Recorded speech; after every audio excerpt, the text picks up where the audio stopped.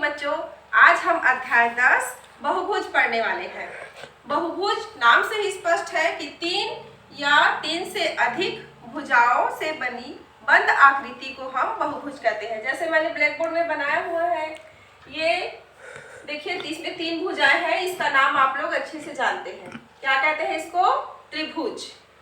ये 4 भुजाएं हैं इसमें, इसको चतुर्भुज कहते हैं।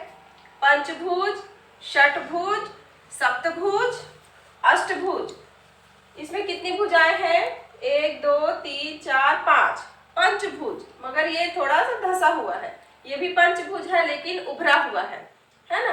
तो इसका जो 3 से अधिक भुजाएं हैं, 3 या 3 से अधिक भुजाएं की जितनी भी आकृतियां होती है, इनको हम बहुभुज कहते हैं। और जैसे कि इसमें धसा हुआ है, तो इस प्रकार ये धसा हुआ दिखाई दे रहा है। या कह सकते हैं कि 180 डिग्री से अधिक अंश का जो अंतःकोण बनता है, ऐसे बहुभुजों को हम अवतल बहुभुज कहते हैं। अवतल बहुभुज कहते हैं। और जिसकी सारी भुजाएं, सारे कोण उभरे हुए होते हैं, इस प्रकार से सब उभरे हुए होते हैं, इनको उत्तल बहुभुज कहते हैं। तो उत्तल और अवतल बहुभुज की परिभाषा आप लोग की बुक में दी गई है, उसको लिखना है। और बहुभुज की परिभाषा लिखना है। ये तीनों परिभाषा आप लोग लिख लेंगे। इसके पश्चात मैं आप लोगों को बताऊंगी n भुजा वाले अंतःकोणों का योग।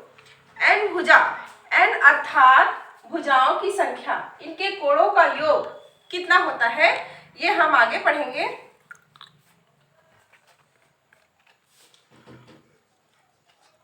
n भुजा वाले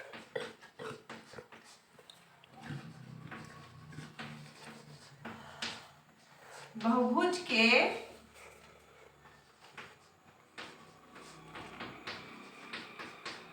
अंतःकोणों का योग। इसके लिए एक सूत्र है, उस सूत्र को आप लोग को याद रखना पड़ेगा। इसका सूत्र है n-2 गुणित 180 अंश। ये इसका सूत्र है। इसमें आप कितनी भी भुजाएं हो, उनके अंतःकोणों का योग हम बता सकते हैं।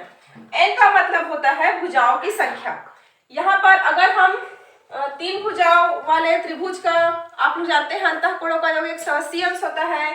4 भुजा वालों का 360 अंश होता है। तो हम इसमें भी उसको प्रूफ कर सकते हैं। पंचभुज, षटभुज, चाहे कितनी भी भुजाएं हो, उनके अंतःकोणों का योग हम इस सूत्र की सहायता से पता कर सकते हैं। तो आइए हम निकालते हैं 5 भुजा का। 5 भुजा मतलब इसमें n कितना है? 5। तो हम यहाँ पे n के स्थान पर 5 लिखेंगे और पंचभुज के अंतःकोणों का योग हम पता करेंगे।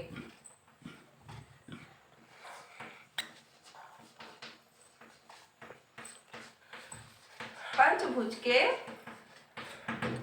अंतःकोणों का योग आपको n के स्थान पर 5 लिखना है। यहाँ पर ये 5 लिख लिए, ऋण 2 गुणित 180 अंश। 5 में 2 घटाएंगे तो कितना आएगा? 3 गुणित 180 अंश। और इसको गुणा कर देंगे। 18 कम 18 तो 36, 18 तिया 54 और ये 0। 5 भुजाओं वाले इस चित्र है ना, इसका योग है 540 अंश। इसी प्रकार आप अलग अलग इसमें मान रख के अलग अलग भुजाओं का कोणों का योग आप पता कर सकते हैं। आप लोग की प्रश्नावली में एक में दिया है 15 भुजाओं की संख्या 15 है, उसके अंतःकोणों का योग पता करना है। ठीक है, तो यहाँ पे मात्र 15 लिखना है, n लिखा है, तो यहाँ पे 15 भुजाओं वाले बहुभुज के अंतःकोणों का योग ज्ञात कीजिए। यहाँ पे आप लोग को 15 लिख देना है। इस प्रकार 15 में 2 घटाएंगे, 15 में 2 घटाएंगे तो हो जाएगा यहाँ पे 15 भुजाओं है ना। इसके अंतःकोणों का योग होगा, 15 में 2 घटाएंगे तो ये हो जाएगा 13। और 13 में 180 को गुणा करना पड़ेगा, तो इसका आंसर आएगा 2340 अंश। तो 15 भुजाओं वाले बहुभुज के अंतःकोणों का योग है 2340 अंश। इस प्रकार हो गया। इसके बाद है आप लोग का नियमित एवं अनियमित बहुभुज। जब बहुभुज में सभी भुजाएं एवं कोण आपस में बराबर होते हैं, तो उसे समबहुभुज या नियमित बहुभुज कहते हैं। और ऐसे बहुभुज जिनकी भुजाओं एवं अंतःकोणों के माप अलग होते हैं उनको अनियमित बहुभुज कहते हैं। ये दोनों परिभाषाएं भी आप लोग लिखेंगे। ये आप लोग का हो गया बहुभुजों का परिचय और उनके अंतःकोणों का योग।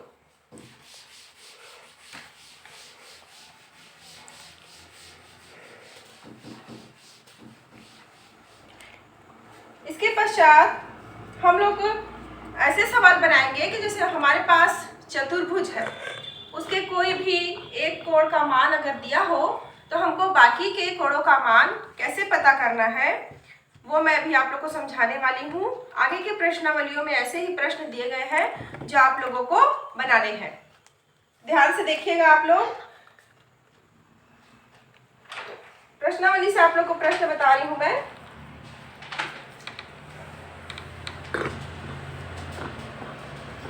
एक समांतर चतुर्भुज का एक कोण 120 अंश हो तो अन्य कोणों का माप ज्ञात कीजिए। एक समांतर चतुर्भुज है, मैं आप लोगों को समांतर चतुर्भुज का चित्र पहले बता रही हूँ वो कैसे रहता है। उसका एक कोण का माप 120 अंश दिया हुआ है। आप लोग का प्रश्न नंबर है 5वां। प्रश्नावली का प्रश्न नंबर है 5वां और इसमें है एक समांतर चतुर्भुज का एक कोण।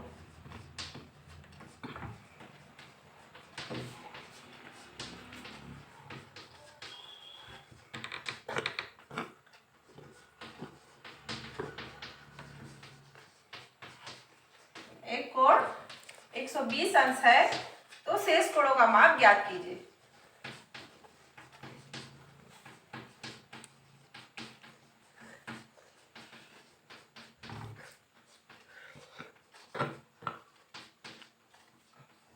ये इस प्रकार हल करते हैं। पहले तो मैं आप लोगों को समांतर चतुर्भुज का चित्र बता दूं। समांतर चतुर्भुज होता है ऐसा चतुर्भुज जिसमें 4 भुजाएं तो होती हैं और इसके आमने सामने की भुजाओं का माप बराबर होता है, मगर चारों कोण 90 अंश के नहीं होते हैं और आमने सामने के कोण बराबर होते हैं। तो इस प्रकार का चतुर्भुज समांतर चतुर्भुज कहलाता है। समांतर चतुर्भुज में यहाँ पे एक कोण दिया हुआ है 120 अंश। ये प्रश्न में दिया हुआ है 120 अंश, क्योंकि आमने सामने के कोण बराबर होते हैं इसीलिए इसके सामने का कोण भी होगा 120 अंश। हम लोगों को ये दो कोण पता करना है। तो हल दिया है, एक चतुर्भुज है ABCD है ना, इसमें एक कोण का मान दिया है, माना कि कोण B दिया है मान लो 120 अंश। ये आप लोग को चतुर्भुज सामने दिखाई दे रहा है। तो क्योंकि समांतर चतुर्भुज में आमने सामने के कोण बराबर होते हैं तो B जितना है उतना ही कोण D भी होगा 120 अंश। इसके बाद शेष दो कोणों को हम लोगों को पता करना है। तो हम जानते हैं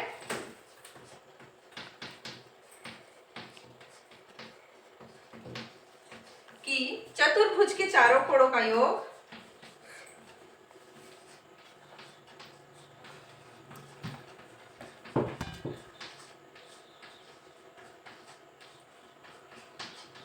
चारों कोणों का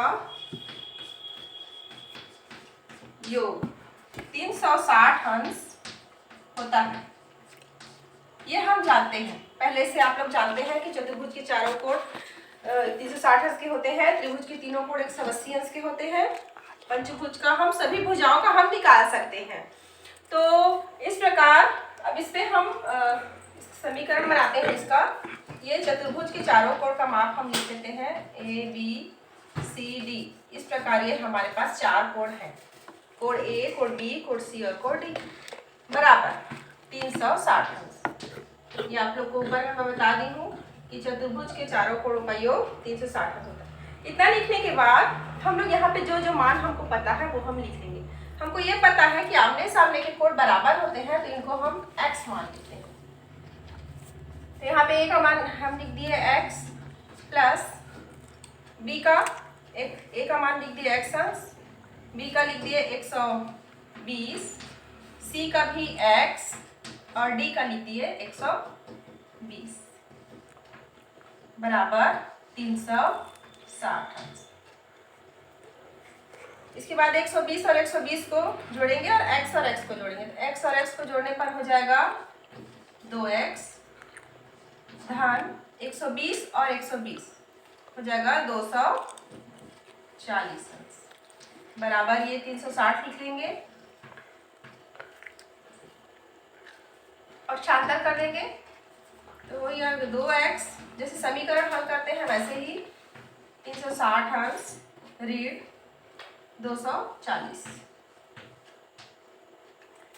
आप लोग को इसको घटाना है, 360 में 240 घटा देंगे तो 2x बराबर आ जाएगा 120 अंश और x बराबर 2 से इसको भाग कर देंगे 120 अंश बटे 2, 2 एकम 2, 2 छक्का 12, 2 शून्य शून्य, x का मान आ गया 60 अंश। x मतलब हमारा a और c मतलब हमारे पास आ गया कोण a बराबर 60 अंश और कोण c बराबर भी 60 अंश। एक हम निकाल चुके थे, b हमको दिया है ना, तो ये भी 120 अंश ये हम निकाले थे, तो कोण d का मान है 120 अंश। ये तीनों आप लोग का हो जाएगा a, c और d। इस प्रकार आप लोगों का ये बहुभुज के जो पाठ का प्रश्नावली 10 है वो समाप्त हो गया है। आप लोग बाकी के पाठ को पढ़ के जो और आंसर्स है उसको जान सकते हैं। ठीक है बच्चों, नेक्स्ट वीडियो में फिर मिलते हैं।